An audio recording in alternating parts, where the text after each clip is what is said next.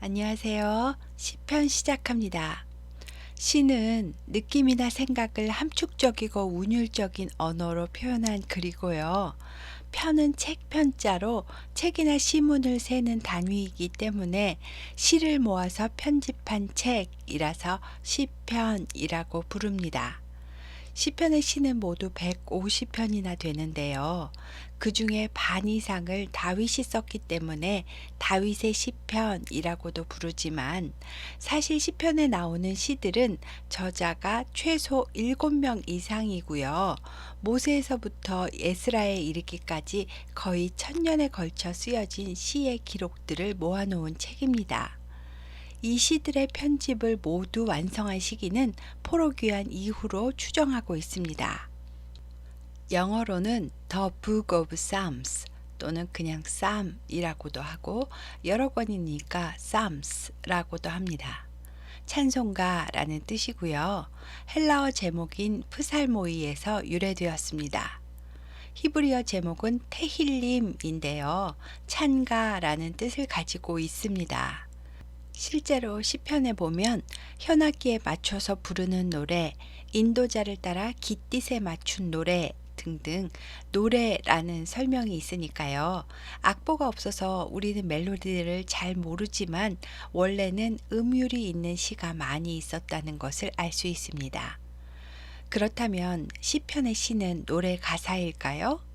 시편의 내용을 보시면 기도책이다라고 말하는 게 더 합당합니다. 시편은 이스라엘 백성들, 즉 하나님의 백성들에게 인생을 살아가면서 벌어지는 여러 가지 일들에 대해 너희 믿음의 선조들은 이렇게 하나님께 찬양과 기도를 올렸다라고 하나의 제시를 해주는 책이다라고 생각하시면 맞을 것 같습니다.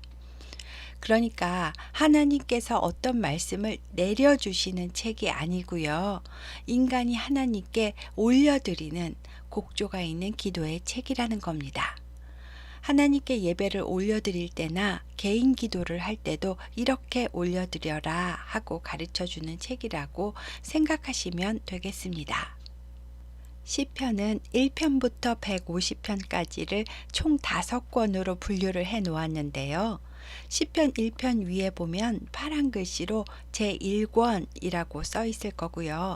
42편 위에는 제2권, 73편 위에는 제3권, 90편 위에는 제4권, 107편 위에는 제5권이라고 써 있을 겁니다.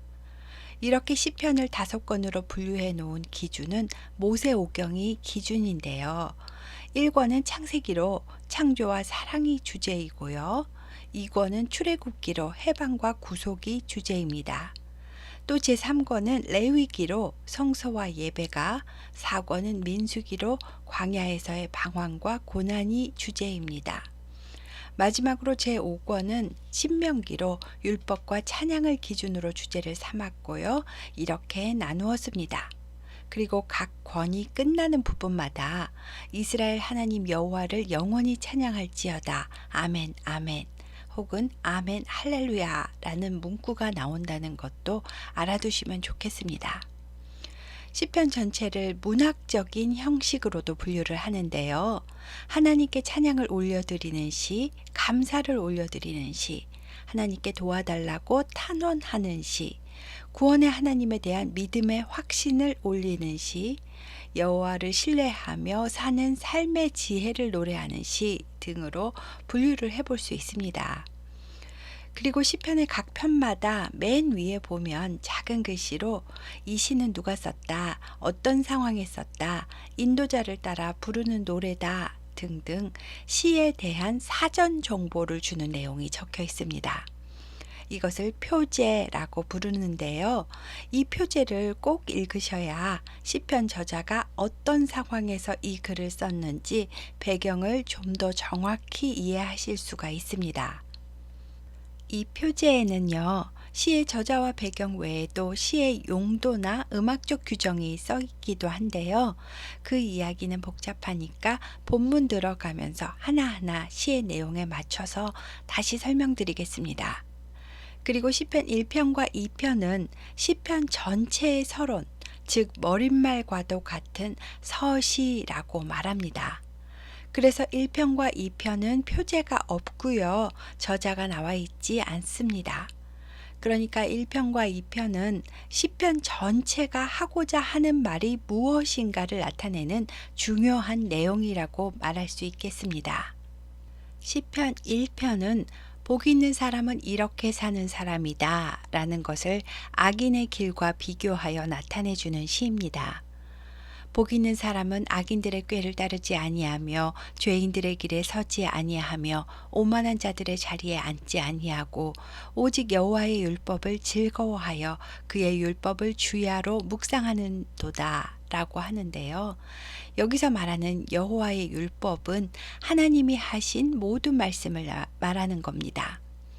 밤이나 낮이나 살아가면서 생기는 모든 일에 대해 이럴 경우엔 어떻게 해야 성경적인 것인가를 계속 생각하고 자기 자신을 다듬어 가는 삶, 하나님의 말씀을 내 마음의 중심에 모시고 기꺼이 나를 말씀에 맞추어 가는 삶을 선택하는 사람이 복 있는 사람이다 라는 겁니다.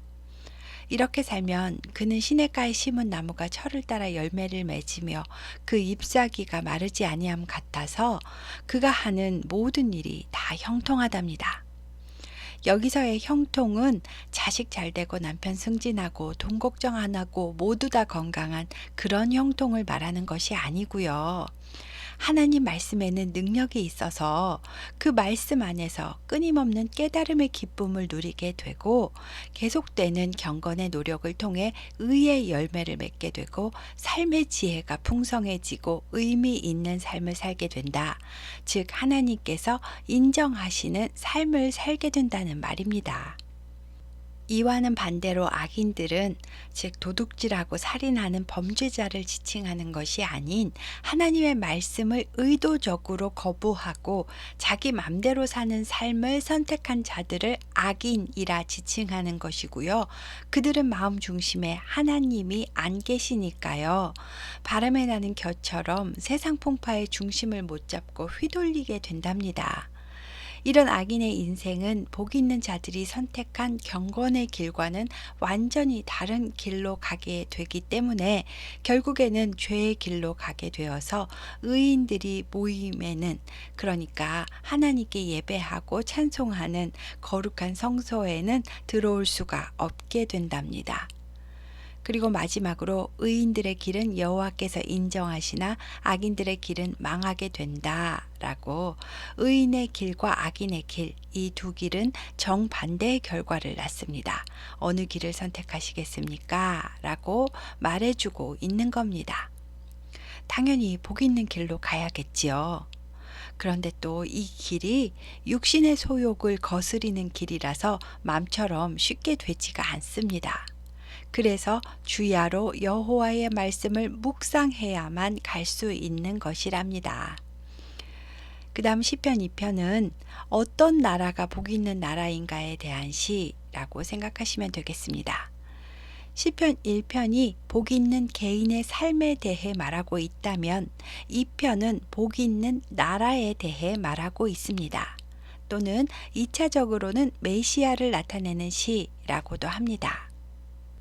어찌하여 이방 나라들이 분노하며 민족들이 헛된 일을 꾸미는가? 세상의 군왕들이 나서며 관원들이 서로 꾀하여 여호와와 그의 기름 부음 받은 자를 대적하며 우리가 그들의 맹것을 끊고 그들의 결박을 벗어버리자 하는도다. 하늘에 계신 이가 웃으시며 주께서 그들을 비웃으시리로다. 에서 이방 나라는 이스라엘을 대적하는 나라들을 말하고요. 그 이방의 군왕들이 이스라엘을 치고 여호와와 그 기름 부음 받은 그 나라 왕을 대적하고 하나님의 계명을 끊어버리자라고 하는데 하나님은 이를 비웃으신답니다. 하나님은 이러한 세상 임금들에게 진노하시고 내가 나의 왕을 내 거룩한 산 시온에 세웠다라고 하신답니다. 1차적으로는 다윗 왕을 말하고요. 2차적으로는 예수 그리스도를 말합니다. 그러니까 하나님이 세우신 왕이 통치하는 나라가 복 있는 나라입니다. 하나님은 이 나라에게 이방 나라들을 유업으로 주신다고 하셨고 그 복음의 권세로 이방 나라들을 질그릇같이 깨어 부순다고 하십니다. 그러므로 세상의 군왕들아 여호와를 경외함으로 섬기고 떨며 여호와를 즐거워하고 그의 아들에게 입맞추어라 라고 합니다. 즉 하나님과의 친밀한 관계를 가장 큰 가치로 설정하는 왕이 다스리는 나라가 가장 복이 있는 나라이다. 그러니 그 지혜와 교훈을 배우고 깨달아라 라고 말하고 있는 겁니다. 그러니까 시편 1편과 2편은 복 있는 사람은 하나님을 경외하고 말씀대로 살려고 계속 노력하는 사람이고, 복 있는 나라는 하나님의 가치체계를 나라의 통치 원리로 삼는 나라이며 하나님께 위임받은 그대로 나라를 다스리는 그런 왕이 있는 나라이다 라고 서론적으로 기준을 세워주는 겁니다. 그리고 여호와께 피하는 모든 사람은 다 복이 있도다 라고 하며 그 복의 테두리 안으로 이방인이라도 다 들어오라고 말하고 있습니다. 그 다음 시편 3편의 표제를 보시면 다윗이 그의 아들 압살롬을 피할 때 지은 시라고 적혀 있습니다. 다윗의 아들 압살롬이 반역을 일으켰을 때 다윗이 자기 아들에게 죽임당할까봐 신발도 제대로 못 신고 급하게 예루살렘 궁을 빠져나와 도망갈 때 지은 시라는 겁니다. 이 이야기는 사무엘하 15장에 있습니다. 이 시의 중간중간에는 셀라라는 단어가 나오는데요. 셀라는 일종의 음악적 지시어라고 하기도 하고 잠시 멈추라는 뜻이라고도 하는데 정확한 뜻은 알려져 있지 않습니다. 시의 표제에는 배경이 설명되어 있지만요. 시의 내용에는 시를 읽는 독자가 자기의 상황에 대입할 수 있도록 특정인의 이름이나 상황 설명은 나와 있지 않습니다. 여호와여, 나의 대적이 어찌 그리 많은지요. 일어나 나를 치는 자가 많으니이다. 많은 사람이 나를 대적하며 말하기를 그는 하나님께 구원을 받지 못한다 하나이다. 셀라. 여호와여, 주는 나의 방패시오 나의 영광이시오 나의 머리를 드시는 자이시니이다. 내가 나의 목소리로 여호와께 부르짖으니 그의 성산에서 응답하시는도다. 셀라. 내가 누워 자고 깨었으니 여호와께서 나를 붙드심이로다. 천만이 나를 애워싸 진친다 하여도 나는 두려워하지 아니하리로다. 여호와여 일어나소서. 나의 하나님이여 나를 구원하소서. 주께서 나의 모든 원수의 뺨을 치시며 악인의 이를 꺾으셨나이다. 구원은 여호와께 있사오니 주의 복을 주의 백성에게 내리소서. 셀라. 처음엔 다윗이 대적들에게 쫓기는 어려운 상황을 하나님께 아뢰었고요. 상황이 이렇지만 하나님이 지금까지도 나의 방패가 되어 주셨고 지켜주셨으니 이번에도 나의 부르짖는 기도를 들으사 응답해 주실 것을 믿습니다. 그러니 제가 생명이 위태로운 이 피난길 중에도 밤에 누워 잠을 자고 아침에 일어날 만큼 마음에는 평안과 담대함을 잃지 않았습니다. 라고 고백하고 있습니다. 그리고 마지막으로 여호와여 일어나셔서 나의 대적을 물리쳐 주시고 나를 구원해 주십시오. 구원은 여호와께 있습니다. 라고 기도하는 겁니다. 다윗의 영성은 어떠한 상황에 있어도 자기 마음 중심에 하나님 모시기를 잊지 않는 데 있습니다. 복 있는 사람의 길을 가고 있지요. 하지만 복 있는 사람이라고 고난이 없는 것은 아닙니다. 다음은 사편입니다. 표제는 다윗의 시 인도자를 따라 현악에 맞춘 노래라고 써 있습니다. 내 의의 하나님이여 내가 부를 때 응답하소서. 곤란 중에 나를 너그럽게 하셨사오니 내게 은혜를 베푸사 나의 기도를 들으소서. 인생들아 어느 때까지 나의 영광을 바꾸어 욕되게 하며 헛된 일을 좋아하고 거짓을 구하려는가. 셀라. 여호와께서 자기를 위하여 경건한 자를 택하신 줄 너희는 알지어다. 내가 여호와를 찾고 부르면 여호와께서 들으실 것이다. 너희는 떨며 범죄하지 말지어다. 자리에 누워 심중에 말하고 잠자 말지어다. 셀라. 의의 제사를 드리고 여호와를 의지할지어다. 여러 사람의 말이 우리에게 선을 보일 자 누구뇨 하오니 여호와여 주의 얼굴을 들어 우리에게 비추소서. 주님께서 내 마음에 안겨주신 기쁨은 햇곡식의 새 포도주가 풍성할 때 누리는 기쁨보다 더 기쁩니다. 내가 평안히 눕고 자기도 하리니 나를 안전하게 살게 하시는 이는 오직 여호와뿐이십니다. 이 시를 읽어보면 다윗은 아직도 어려움 가운데 있고 하나님께 은혜를 베푸시고 나의 기도를 들어달라고 간구하고 있습니다.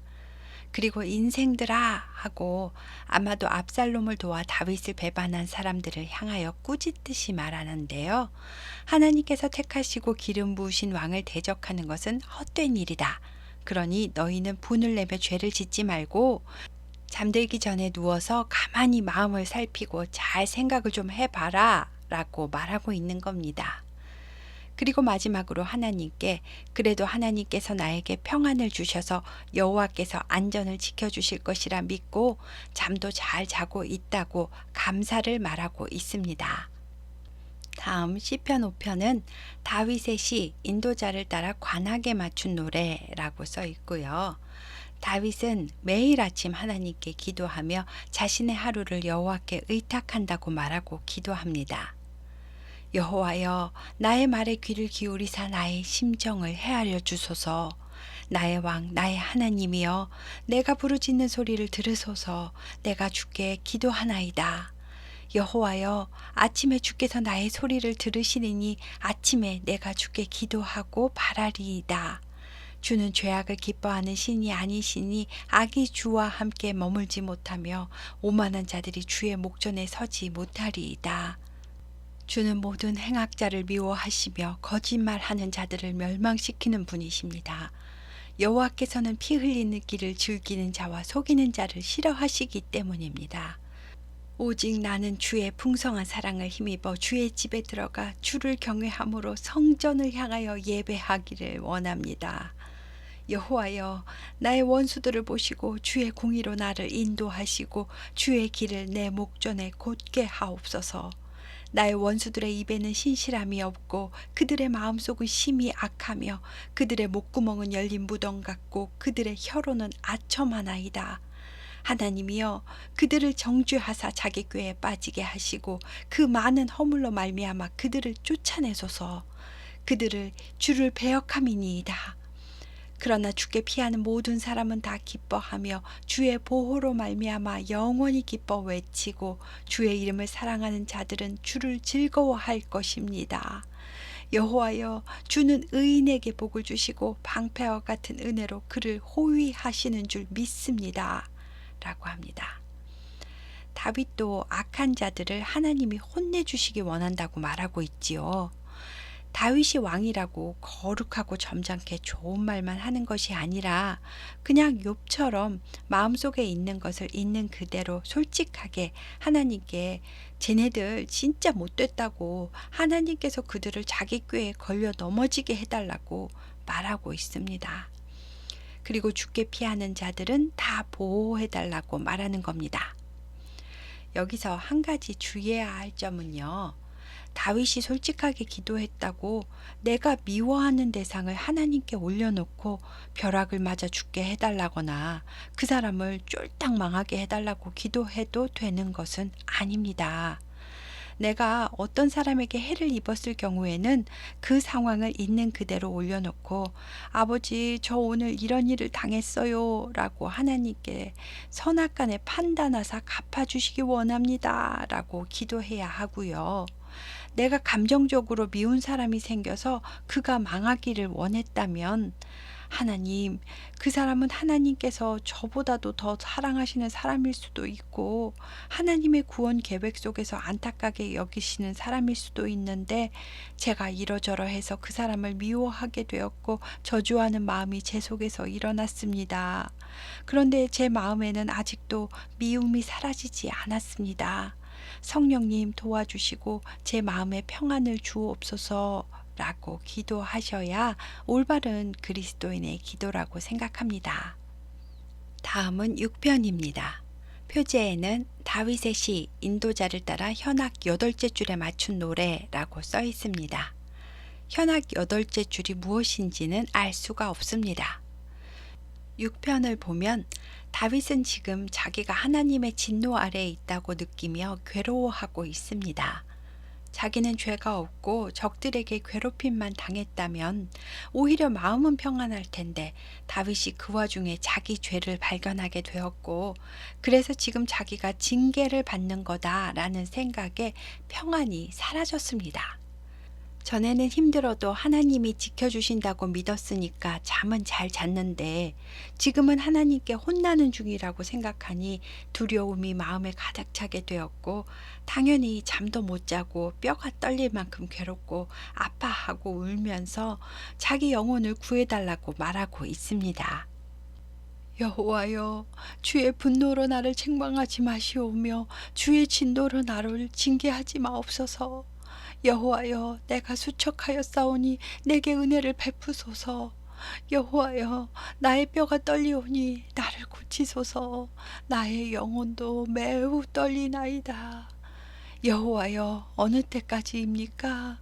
여호와여, 돌아와 나의 영혼을 건지시며 주의 사랑으로 나를 구원하소서. 사람이 죽으면 아무도 주님을 기억할 수가 없습니다. 수월에서 누가 주님께 감사의 찬송을 올리겠습니까? 저는 탄식으로 기진하고 밤마다 울음으로 잠자리를 적시며 눈물로 제 침상을 물들입니다. 제 눈은 슬픔으로 희미해지고 내 모든 적들 때문에 약해졌습니다. 너희 악을 행하는 모든 사람들아, 다 내게서 떠나라. 여호와께서 내 울음소리를 들으셨도다. 여호와께서 내 간구를 들으셨으며 여호와께서 내 기도를 받으시리로다. 내 모든 원수들이 부끄러움을 당하고 심히 떨게 될 것이며 갑자기 부끄러워 물러가리로다. 라고 애통하며 회개하는 기도를 올렸습니다. 내가 죽으면 주님께서는 내 기도와 찬양을 못 받으실 것이 아니냐며, 그러니까 살려달라고 말도 안 되는 떼를 쓰기도 하는 다윗을 보게 됩니다. 마침 어린아이가 아버지에게 말하듯이 순수하고 솔직하게 기도하고 있습니다. 하나님은 다윗의 이런 모습도 예쁘게 보시지 않았을까라고 생각되었습니다. 시편 3편부터 41편까지는 전부 다 다윗의 시라는 것도 기억해 두시고요. 시편 7편부터는 다음 시간에 하도록 하겠습니다. 감사합니다.